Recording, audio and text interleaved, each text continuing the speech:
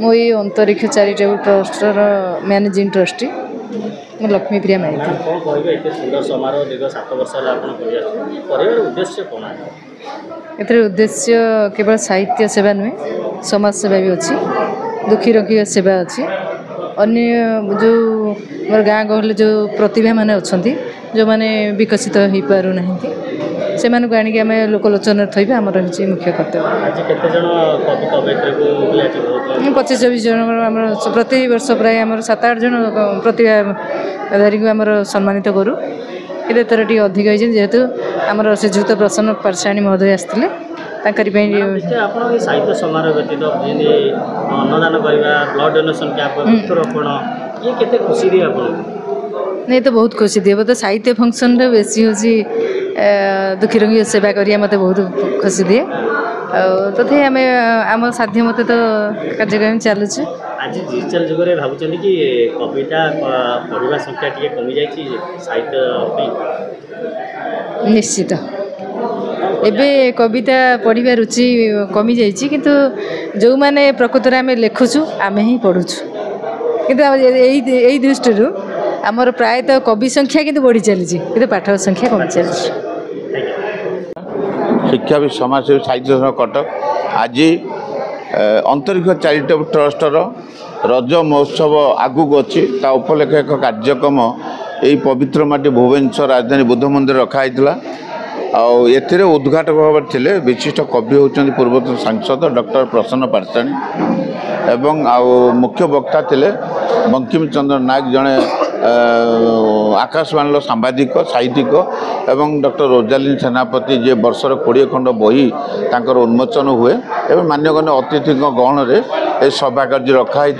पत्रिका उन्मोचन संबर्धना कार्य भी रखाई तांकर एतिर मुख्य प्रतिष्ठाता होची आनंद चंद्र माइक लक्ष्मीप्रिया माइक तांकर से प्रकृति में बुझीचंती माँ माटी भाषा कौन ताको लक्ष्य कर कार्यक्रम रखुंट ए कार्यक्रम राज्य स्तर जो कवि कवयित्री आसते माने क्वालिटी कवि कवयित्री मैंने आसी आम आजिकल क्वांटिटी को देखानी क्वालिटी वाला देखा तेणु भल क्वालिटर कवि कवयित्री आसते कविता पाठ खूब सुंदर भाव रखी कारण बर्तमान विश्व परिवेश दिवस जाइए तारि उपरे कविता पाठ उत्सव बहुत रखी कविता पाठ तेणु मु समस्त को अनुरोध करे जदि प्रकृत में आम आगू बढ़ा केवल भाषा द्वारा भाषा को बचा कि युवपीढ़ी की जोग करवा युवपीढ़ी की जोग कले शिशु साहित्य उपर आम अधिक गुरुत्व दबा जो दबा शिशु मैंने जब आसवे युवपीढ़ी आसवे भाषा आगू जीव कहीं आम सब जानते जो राज्यर आंचलिक भाषा जिते उन्नत से राज्य से उन्नत आमर एक हूँ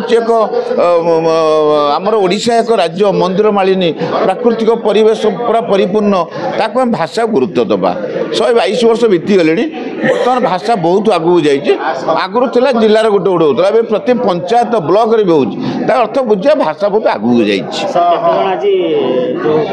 30 जन कवि कवित्री को संबर्धना कराई कारण जो मानकर प्रकृति में प्रतिभा अच्छी से मानक बाछी ये चैरिटेबल ट्रस्ट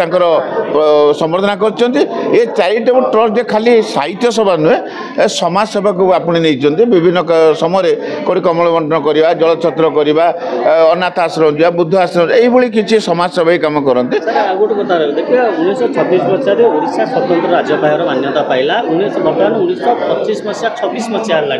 आज पर्यंत भाषा साहित्य ने संघर्ष चली ना 1903 भाषा भित्तिक राज्य घोषणा कराला बर्तमान 122 वर्ष 122 वर्ष आम शास्त्रीय मान्यता पाई ओडिया भाषा पाइनि कहीं बहुत आगू जाइए जो मैंने कहते भाषा आगू जाऊनी से प्रकृति कौन साहित्यिक ना मनीष से बर्तमान देखी पाऊना प्रति पंचायत साहित्य सभा होची प्रति घरे घरे हेले बर्तमान सौम्यरंजन भाई जो गोटे डिक्लेयर करिसेंती प्रति घर हेब साहित्य घर प्रकृति सत कथा जो दिन प्रति घर साहित्य घर हो साहित्य जाकि मंदिर उपर पहुँच जाइए किसी असुविधा ना ताको आगू न पाइले आपण मानक मीडिया भाई टे गुरुत्व देवा दरकार देइचंती सेमान जते प्रचार प्रसार करिवे हम भाषा सहित आगु गुजियो हम ओडिसा चले पश्चिम कर्नाटक आंध्र प्रदेश ताकर जिनि निज ओन लैंग्वेज भाषा रे सब लेखा होची किंतु ओडिसा तार ना ओडिसा बर्तमान हेइची कार्यकारी बर्तमान नाम फलक ओडिया हेलेनी नथिपत्र ओडिया हेलेनी आ किसी बाकी रही आगू हम आम कहबानी जे सबुड़ा हेनी बोली किसी किसी हम आउ जिते आगुरी प्रत्येक नाम फल हिंदी इंग्लीश बर्तमान जो जगह କିନ୍ତୁ ଓଡ଼ିଆର ନାମ ଫଳକ ହେଲେଣି, ନଥିପତ୍ର ବହୁତ ଓଡ଼ିଆ ହେଲେଣି, ହାଇକୋର୍ଟର କାଗଜପତ୍ର ଓଡ଼ିଆ ହେଲେଣି। ତେଣୁ ଓଡ଼ିଆ ଭାଷା ଆଗକୁ ଯାଇଛି, ସବୁ ଓଡ଼ିଆର କାର୍ଯ୍ୟକାରୀ ହେବ। ସେଇଟାକୁ ଆମ ପାଞ୍ଚ ଆଙ୍ଗୁଳି ସମାନ ନାହିଁ, ଧୀର ପାଣି ପଥର କାଟେ। ଆମ ରାଜ୍ୟ ବହୁତ ଆଗରେ ଅଛି ବର୍ତ୍ତମାନ, ତେଣୁ ଭାଷା ବି ଆଗକୁ ଯିବ, ଆଉ ସବୁ ବି ଓଡ଼ିଆର କାର୍ଯ୍ୟକାରୀ ହେବ, ସନ୍ଦେହ ନାହିଁ। ଜୟ ଜଗନ୍ନାଥ, ବନ୍ଦେ ଉତ୍କଳ ଜନନୀ।